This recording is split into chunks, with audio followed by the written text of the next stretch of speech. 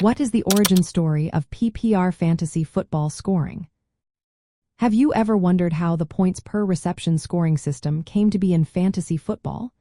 Let's take a closer look at its fascinating history.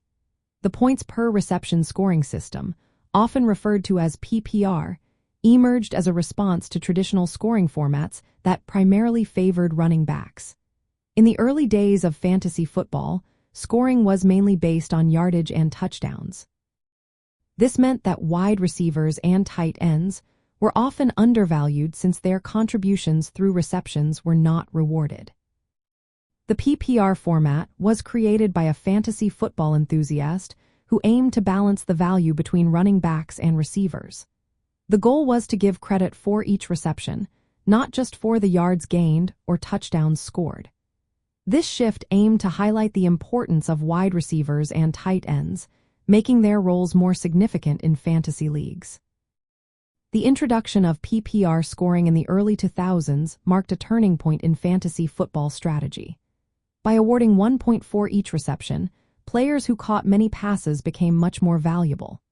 This included pass-catching running backs, slot receivers, and tight ends. Managers began to draft players who could consistently contribute through receptions, rather than just relying on big plays or touchdowns. In practical terms, PPR scoring changes how teams are built and how drafts are approached. For instance, consider a wide receiver who catches 10 passes and scores 1 touchdown. In a PPR league, that player would earn 16 points, 10 points for the receptions and 6 points for the touchdown. In a traditional scoring format, that same player would only earn 6 points for the touchdown. This difference highlights how players with high reception totals can be more reliable sources of points, making the game more strategic and dynamic.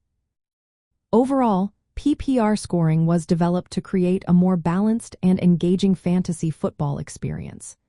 By recognizing the value of receptions, it reshaped how players are valued and how teams are constructed in fantasy football leagues.